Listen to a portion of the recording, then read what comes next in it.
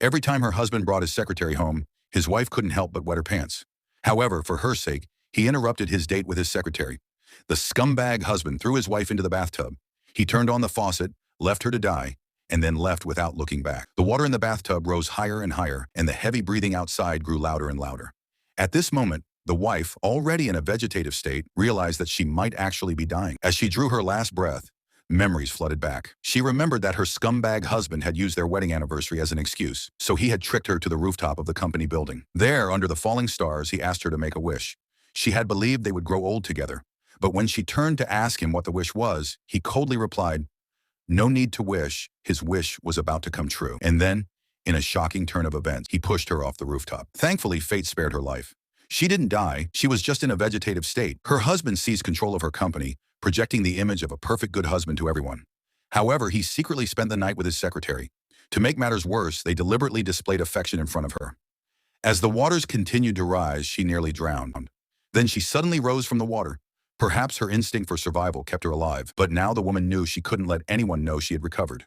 Her first action was to punish the two traitors. She turned off the power in the room, terrifying them both. The husband immediately rushed into the bathroom to check, unaware that his wife was standing behind him. After searching for a while, he spotted an umbrella and suspected an intruder. As the door opened, two hands suddenly rested on his shoulders. He instinctively turned and began to assault the person behind him. But when he turned on the light, he realized it was the housekeeper, not the intruder. He ordered the housekeeper to help his wife clean up. However, his wife, worried he might hurt her again, clutched a pair of scissors tightly. Meanwhile, the scumbag husband sensed something was amiss, as if his wife had woken up. To confirm his suspicions, he decided to check again. But when he opened the door, he saw his wife lying motionless in the bathtub. Assuming nothing had happened, he stabbed her in the eye with the scissors. Seeing her lack of reaction, his doubts were finally dispelled. But the scheming woman wasn't satisfied. The next moment, she rushed into the room, picked up the scissors again, and prepared to try again. But the housekeeper stopped her, saying he had been with his wife all night. If she recovered, he would definitely notify them. She warned him that if they tried to hurt her again, she would call the police. To prevent the situation from escalating, the scumbag grabbed the scissors and angrily told the scheming woman to leave. He then warned the housekeeper before leaving to comfort the scheming woman. He thought the crisis with his wife was finally over. However, just as the housekeeper was taking him back to his room, she received a call from the hospital.